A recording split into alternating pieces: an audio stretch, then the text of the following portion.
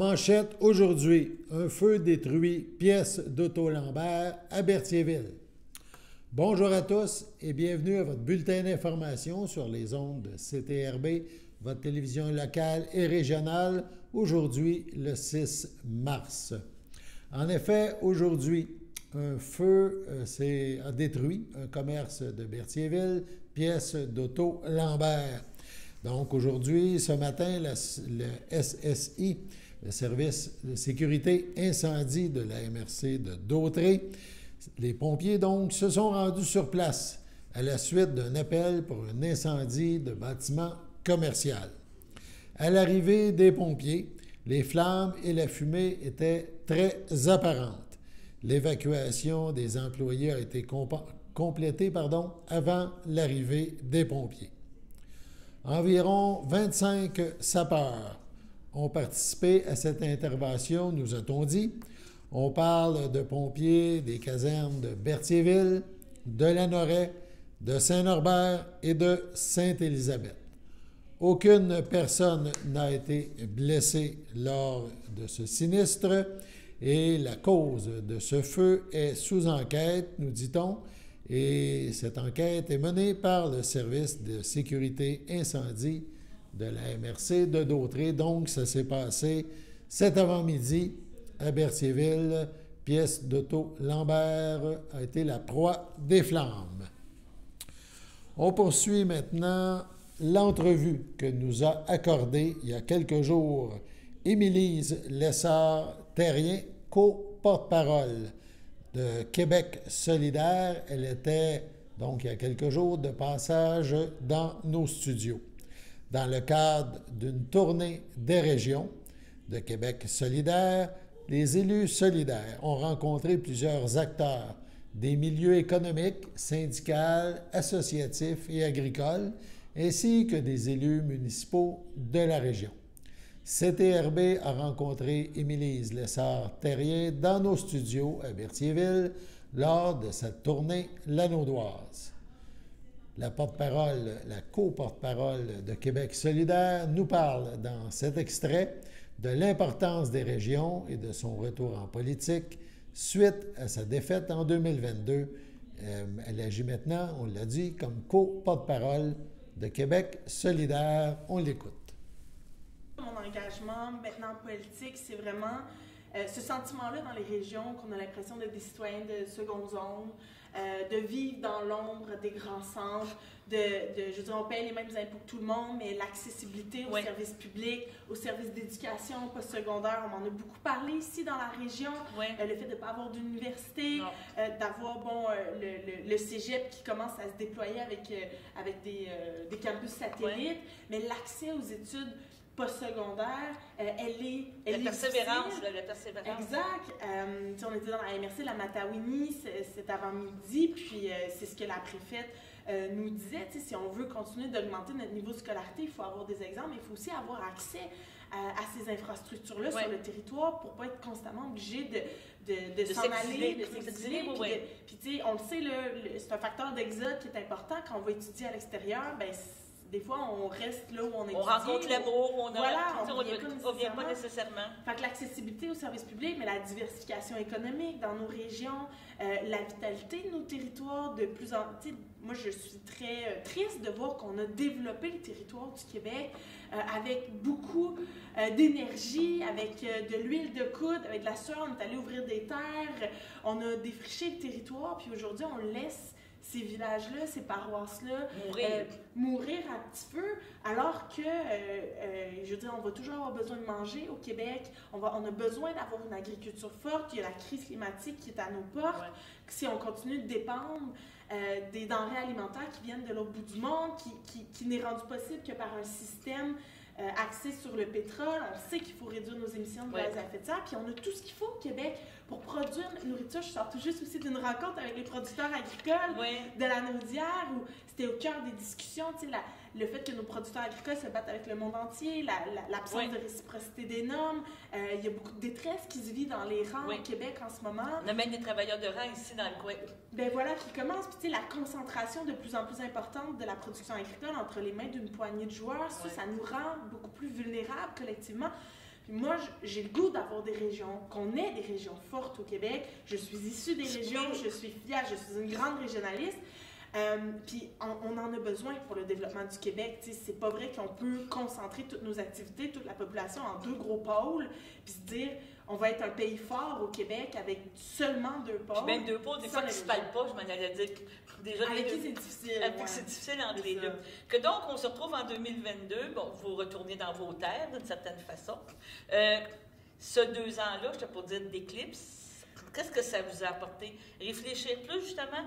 Penser plus à comment vous voyez l'avenir? Oui, bien, tu sais, ça a été comme pas tout à fait un an et demi là, de pause. Bien, déjà, cette défaite-là, je la voyais pas venir. Fait que ça a été la plus grosse claque d'en face que j'ai eue de ma vie. Là. Je l'ai dit à plusieurs reprises. Ça a été très difficile pour moi parce que tous les indicateurs allaient dans le sens d'une victoire, puis c'est pas ce qui s'est passé. Fait que ça a été difficile.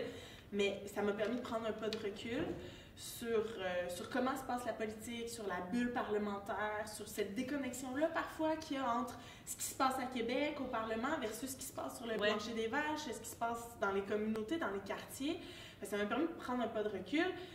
J'ai eu l'occasion de faire de la télé, d'être présente à LCN au bilan avec Paul Larocque, d'aller faire des plus gros plateaux comme Le Monde à l'envers à TVA. Ça m'a permis de développer d'autres réflexes. Puis rapidement, quand Manon a annoncé qu'elle ne se représenterait pas, je me suis dit, tiens, il y a peut-être une raison philosophique finalement à ma défaite. Puis c'est peut-être, puis on ne se cachera pas que le résultat électoral de Québec solidaire en 2022 n'était pas à la hauteur de nos attentes. Non, c'est ça, il y a eu un recul dans les régions, dans la réalité. Pourtant, moi, je demeure convaincue que nous avons le meilleur projet de société pour répondre aux enjeux qui sont vécus dans les régions. Je veux dire, on veut un système public fort qui prend soin de son monde, qui prend soin de son territoire. C'est tout à fait compatible avec les préoccupations qu'on entend dans les régions. Et donc, de me dire, tu sais, j'ai peut-être, parce que j'évolue dans ces repères-là, que c'est mes référents, moi, je me sens chez moi là, quand je débarque ici, dans la Nodière, puis que je me promène à travers les fermes, que, on est allé manger à Rawdon, à la Lanterne ce midi, puis c'était extraordinaire, l'ébullition, puis là, j'entendais les serveuses appeler par leur prénom chacun des clients, connaître les habitudes. Oui, c'est ça. Cette proximité-là est extraordinaire, cette chaleur-là. Moi, je m'y reconnais beaucoup. Je me dis, peut-être que ça va être plus facile de créer des ponts avec la population rurale, avec les gens des régions, parce qu'on se reconnaît, parce qu'on évolue, même si, oui, les régions sont différentes, mais on a des grands dénominateurs communs, on a des besoins de services, on a besoin de plein de choses. Oui, voilà. Et justement, là, vous avez décidé de repartir en campagne, parce que c'était une campagne au niveau quand même du parti. Vous avez trouvé ça difficile parce que c'était vos amis, là. Il y avait des... On allait dire, il y avait des chums, là, Oui, on a des copines, là. Des copines et tout ça, puis vous aviez connu, justement, l'effet caucus et tout ça. Vous avez apprécié cette campagne-là ou vous avez été en être sorti... Encore là, il faut faire... Pas déçu, mais il y a toujours un petit peu... Félicitations, m'oublie la ligne, maudit CL, là. Non, vraiment, ça s'est fait vraiment en belle sororité, j'ai envie de dire. Moi, j'étais très contente parce que cette campagne-là, c'était l'occasion de revenir sur le terrain. Je suis allée aux 4 coins du Québec, on a fait toute la péninsule gaspésienne, on est allé jusqu'à Equanichit sur la Côte-Nord, l'Estrie, la Beauce. Vous n'aviez pas le choix, là. On est venu à Joliette, je suis venue à Rawdon, on s'est vraiment promené. Je me suis promenée avec mon conjoint qui m'accompagnait, ou mes parents, mes enfants. Puis, tu sais, avec Christine Rubas, ça s'est fait dans la bonne entente. On savait qu'on est des amis, puis on est restés amis, puis c'était dans la camaraderie, là. Puis, tu sais, Christine et Rubas sont toujours députés, donc pour moi, c'était l'occasion de revenir au sein du caucus. Puis ça a été un peu le constat qu'on s'est dit au terme de cette course-là, c'est-à-dire que les membres trouvaient que c'était un choix qui était très déchirant, ils voulaient nous avoir les 3, puis finalement, la seule façon de me ramener au sein de Québec solidaire à court terme, c'était de m'élire comme co-porte-parole. Ça a été serré. 3 voix sur oui, mais on les prend. Puis non, ça se passe très bien. Sur ce, passons à la pause. Chers téléspectateurs, vous êtes cordialement invités le samedi matin dès 9h30 à notre bingo télédiffusé de nos studios de Berthierville. Depuis plusieurs années, nos adeptes de la télévision régionale se sont divisés un montant de 600 $, disponible chaque semaine lors de notre joute de bingo à CTRP. Un amical animateur et ses joyeux compères, dont un technicien et deux bénévoles, partagent tour à tour cette émission dans le but de vous agrémenter durant 60 minutes. Un moment de plaisir qui pourrait s'avérer payant pour vous. Vous pouvez donc vous procurer les cartes de jeu chez les dépositaires participants et j'ai nommé à Berthierville, le dépanneur Formule 1 et le garage Pétroté sur la rue Gilles Villeneuve, le marché IGA Extra sur la rue Gabrielle Brissette, le marché Métro sur la rue Notre-Dame et la pharmacie Proxime sur la rue Frontenac. À Saint-Ignace-de-Loyola, le dépanneur Esso sur la rue de la Traverse et le marché Aldo sur le rang Saint-Michel. C'est donc un rendez-vous hebdomadaire chaque samedi matin dès 9h30 sur les ondes de CTRB, votre télévision régionale et communautaire, maintenant en haute définition. On vous attend donc en grand nombre et toute l'équipe vous souhaite bonne chance.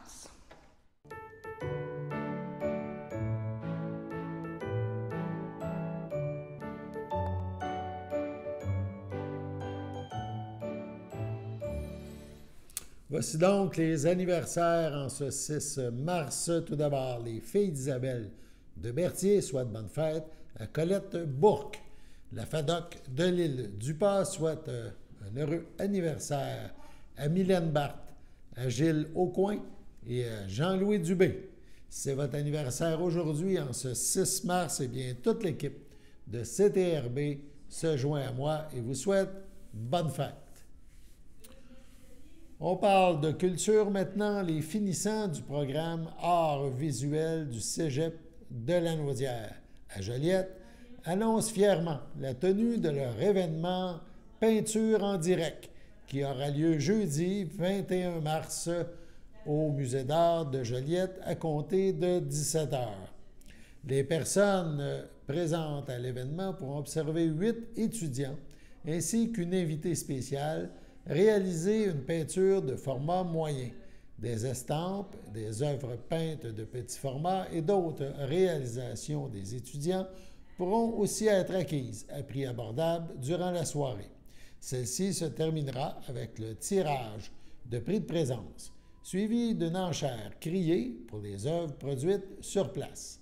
Tous les fonds amassés lors de cette soirée permettront aux étudiants de réaliser une exposition clôturant leur étude en art visuel, exposition qui aura lieu au Musée d'art de Joliette du 11 au 19 mai prochain. Pour en savoir plus sur le programme art visuel du Cégep à Joliette, il faut visiter le site web du Cégep de Joliette. On voit une photo, eh bien, de gauche à droite, on voit Mélicia Donnet, Samuel Bélanger, Coralie Thériault, conceptrice de l'affiche, et Maya Lamontagne, co-porte-parole des finissants du programme Arts visuels 2023-24, a noté que Coralie Thériault est une étudiante qui provient de l'école secondaire Pierre de Lestage et qui a participé l'an dernier à l'œuvre d'art public Cénacle, installée sur le site patrimonial de la chapelle des Cuthberts. La Société nationale des Québécois de Lanaudière est heureuse d'inviter les organismes admissibles de Lanaudière qui souhaitent mettre en œuvre des festivités officielles dans le cadre de l'édition 2024 de la Fête nationale du Québec. Ces organismes sont invités à soumettre une demande par le biais du Programme d'assistance financière aux célébrations locales, le PAF, en partenariat avec le gouvernement du Québec et administré par le Mouvement national des Québécois, le PAF, vise à promouvoir l'organisation de célébrations qui suscitent la participation et la fierté de toutes les Québécoises et de tous les Québécois. La fête dans Lanaudière, c'est un rassemblement unique à image des Lanaudoises et des Lanaudois et elle est sans contredit un rendez-vous de fierté incontournable pour les villes et les villages de notre belle région. Je tiens également à souligner la part inestimable des comités organisateurs qui sont au rendez-vous année après année, a déclaré le président de la Société nationale des Québécois de Lanaudière. Les organismes ou municipalités qui désirent se prévaloir de ce programme ont jusqu'au 3 avril prochain pour présenter une demande. Les organismes ou municipalités intéressées à déposer un projet peuvent s'informer auprès de leur mandataire régional, la Société nationale des Québécois de Lanaudière, la SNQ, située au 435 boulevard Sainte-Anne, bureau 204 à Joliette, ou encore se rendre sur le site organisateur au singulier .fête nationale en un seul mot .québec sans accent, donc organisateur.fêtenationale.québec pour accéder au formulaire. La Société nationale des Québécois agit à titre de mandataire de la Fête nationale du Québec dans la Naudière depuis 1984. La Sûreté du Québec demande l'aide du public pour retrouver Patrick Dauzois, 58 ans. M. Dauzois a été vu pour la dernière fois le 5 mars, vers 17h30, quittant une maison d'hébergement à Shawinigan. Il est sans domicile fixe et se déplace à pied. Il existe des raisons de craindre pour sa santé et sa sécurité. On le décrit maintenant, sa taille 5 pieds 11 pouces ou 1,80 m, il pèse 176 livres ou 80 kilos. Il a les cheveux gris, les yeux pairs. Particularité, il porte des lunettes de vue. La dernière fois qu'il a été vu, M. Dauzois portait un chandail en coton ouaté gris et des pantalons noirs. Toute personne qui apercevrait cet individu est donc priée de communiquer avec le 911. De plus, toute information pouvant permettre de retrouver M. Dauzois peut être communiquée confidentiellement à la Centrale de l'information criminelle de la Sûreté du Québec, le numéro 1-800-659-4264, 1-800-659-4264. La 20e édition du mois de la prévention de la fraude se déroule en mars. Donc, on est en plein dedans.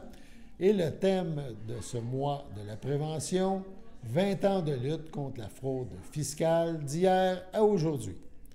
La Sûreté du Québec y participe en collaboration avec la Banque du Canada et plusieurs autres partenaires du Forum de la prévention de la fraude, co-présidé par le Centre antifraude du Canada, le CAFC, la Gendarmerie royale du Canada et le Bureau de la concurrence. Selon le CAFC, le Québec se situe au premier rang au Canada en 2023 en ce qui a trait au nombre de fraudes d'identité, et ce pour une 3e année consécutive. Ce type de fraude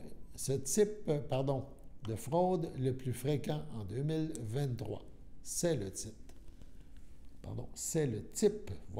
de fraude le plus fréquent en 2023. La fraude a occasionné plus de 54 millions de dollars en pertes financières au Québec durant la dernière année, tout type de fraude confondu, comparativement à 42 millions en 2022 et à 30 millions en 2021. De plus, on estime que seulement 5 à 10 % des victimes de fraude font un signalement au CAFC.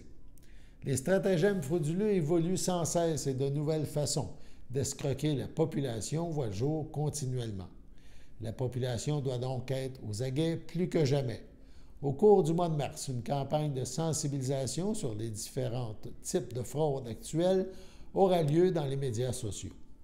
La fraude en 3D, pour s'informer des fraudes actuelles, le livret « La fraude en 3D », développé dans le cadre d'une collaboration entre la Banque du Canada, la SQ et plusieurs partenaires, vise à sensibiliser la population aux divers types de fraudes les plus courantes. Il encourage la population à détecter, dénoncer, décourager tout type d'arnaque. Bien que de nombreuses équipes spécialisées travaillent quotidiennement à combattre le type de fraude, les divers types de fraude, la vigilance demeure le meilleur moyen de contrer les fraudeurs. Les citoyens et citoyennes doivent donc faire preuve de scepticisme vis-à-vis les offres trop attirantes, valider l'information et s'interroger sur l'appât d'un gain trop facile. Ces simples gestes peuvent leur éviter plusieurs ennuis. Les fraudeurs misent également, généralement, sur la méconnaissance, la vulnérabilité des victimes, le sentiment d'urgence, l'autorité ou encore la rapidité pour arriver à leur fin. La Sûreté du Québec et ses partenaires invitent la population à signaler tout acte frauduleux à son service de police. Rappelons que la fraude est un acte criminel, qu'elle soit commise sur Internet, par téléphone, par texto, par courriel ou en personne. Elle doit être signalée le plus tôt possible aux policiers et au Centre antifraude du Canada, le numéro 1-888-495-8501. 1-888-495-8501. Sur ce, passons à la pause. Votre télécommunautaire régional présente la loterie Moitié-Moitié. Pour jouer, visitez moitié-moitié.tv. Chaque semaine, 2 façons de gagner. Le tirage au sort et si vous trouvez l'as de pique dans votre enveloppe, vous gagnez le gros lot progressif. Les billets sont disponibles sur moitié-moitié.tv à partir de seulement 5 $. La loterie Moitié-Moitié au profit de votre télécommunautaire autonome participante. Visitez moitié-moitié.tv. Les tirages mercredi 19h. Service de déclaration d'impôt du Centre d'action bénévole d'Autrey. Si vous avez plus de 65 ans, avec un revenu modeste et que vous demeurez sur le territoire desservi par le CABA, nous pouvons vous aider. Dès la fin janvier, téléphonez au 450-836-7122 afin de vous inscrire. Produire vos déclarations de revenus à temps vous assure de bénéficier des crédits auxquels vous pourriez avoir droit. Supplément de revenus garanti, remboursement de la TPS, Régie des rentes du Québec, crédit de solidarité. Également, si vous avez plus de 70 ans, vous pourriez avoir droit au crédit en maintien à domicile et le soutien aux aînés. Produire ces déclarations, c'est important et payant.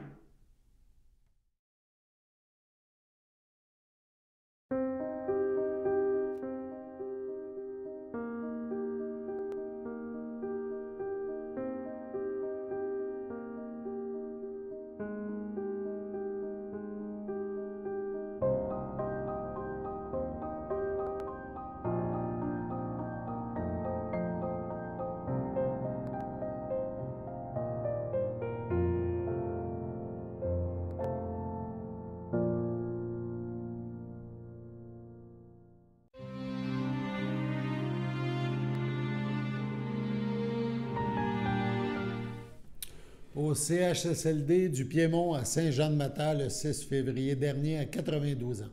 Est décédée Mme Pierrette Lafontaine, épouse de feu Jean-Noël Boisvert, demeurant à Berthierville. Elle laisse dans le deuil sa belle-fille Ginette Côté, feu Jean-Pierre Boisvert, son petit-fils Arnaud, ainsi que plusieurs autres parents et amis. La famille vous accueillera samedi le 9 mars, dès midi, au complexe funéraire Efterio, 741 rue Notre-Dame à Berthierville. Suivra une liturgie à 14h30 à la chapelle du complexe. Au CHC du château de Berthierville, le 12 février, est décédée à 89 ans, entourée des siens, Mme Huguette Latour, fille de feu Léopold Latour et de feu Rose-Hélène Valois, demeurant à Saint-Ignace de Loyola. L'ayant précédé ses sœurs Lucienda, feu Gaston Plante, Ghislaine Élise, son frère Florent, décédé dans la petite enfance, elle laisse dans le deuil ses frères et belles-sœurs.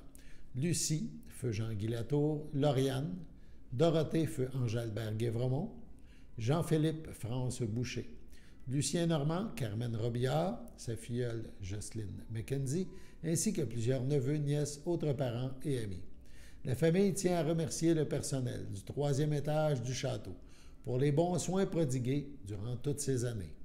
La famille vous accueillera dimanche 10 mars 11h au complexe funéraire Thériault à Berthierville. Suivra une liturgie à la chapelle du complexe à 14h. Madame Latour sera inhumée au cimetière de Saint-Ignace de Loyola à une date ultérieure. Au CHDL de Saint-Charles-Borromée le 10 février à 73 ans est décédé M. Lucien Bergeron, époux de Michel Laporte, demeurant à Saint-Ignace de Loyola. Il laisse dans le deuil, outre son épouse, ses enfants. Stéphane Bergeron, Nancy Bergeron, Louis Valois, ses petites-filles Jasmine et Alice Bergeron, ses sœurs, beaux-frères et belles-sœurs. Bernard Saint-Martin, feu Colette Bergeron, Louise Bergeron, Rénal Doucet, Sylvie Bergeron, Mario Guévremont, Régent Laporte, Suzanne Poulette, Louise Laporte, Jacques Champagne, ainsi que plusieurs neveux, nièces, autres parents et amis. Des dons effectués à la Fondation canadienne du cancer, à la Fondation du cœur et de l'AVC ou encore à la Fondation pulmonaire du Québec sont souhaités. Des formulaires seront disponibles pour ces 3 fondations. Au salon. La famille vous accueillera samedi, le 16 mars, 11h, au complexe funéraire Thériault, rue Notre-Dame, à Berthierville. Suivra un hommage au salon à 14h30. M. Bergeron sera inhumé au cimetière de Saint-Ignace à une date ultérieure. Au CHDL de Saint-Charles-Borromée, le 14 février, à 86 ans, est décédée Mme Claire Marchand, épouse de Régent Latour, demeurant à Saint-Ignace de Loyola. L'ayant précédé sa sœur Marcelle, son époux et son époux Gérald d'Estrempe, elle laisse dans le deuil ses enfants. Anne Latour, Roy Grégoire, Mario Latour, José Chevalier, Denis Latour, José Courchaine.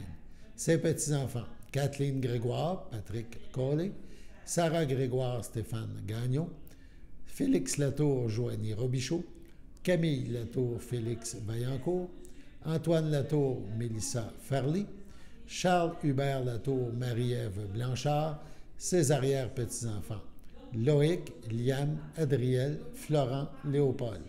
Sa sœur, ses beaux-frères et belles-sœurs, Carmen Marchand, Denis Bissonnette, Louisette Clément, feu Daniel Marchand, Jean-Claude Latour, feu Lise Valois, son ami Rita Lépine, Paul-Étienne Latour, René Latour, Louise Mondou, feu Jean-Charles Latour, Richard Latour, Gaétane Valois, ainsi que plusieurs neveux, nièces, autres parents et amis. La famille vous accueillera le dimanche 17 mars dès 13h30 au complexe funéraire Thériault à Berthierville. Suivra une liturgie à la chapelle du complexe à 15h30. Madame Claire Marchand-Latour sera inhumée au cimetière de Saint-Ignace à une date ultérieure. À Louisville, le 29 février, à 59 ans, est décédé André Ross, fils de Clément Ross et de Lucille Lebeau, demeurant masquinongé, natif de Saint-Barthélemy.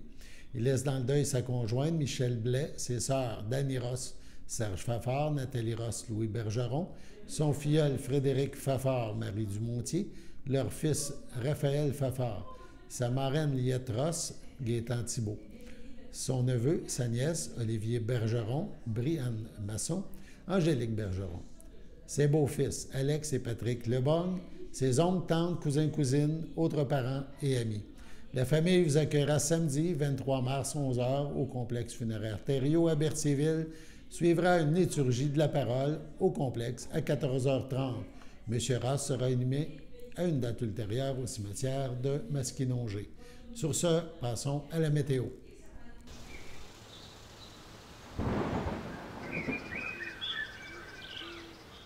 Bienvenue à votre météo de cette semaine. Aujourd'hui, mercredi soir, ce sera de la pluie et de la neige. Une température de 3, un temps ressenti de -2, moins de 1 mm de pluie. Mercredi nuit, ce sera nuageux. Une température de 0, un temps ressenti de -6. Jeudi matin, ce sera nuageux avec éclaircie. Une température de 1, un temps ressenti de -4. Jeudi après-midi, ce sera ensoleillé avec passage nuageux, une température de 8, un temps ressenti de 5. Jeudi soir, ce sera dégagé, une température de 0, un temps ressenti de -5. Et voilà, c'était tout pour votre météo.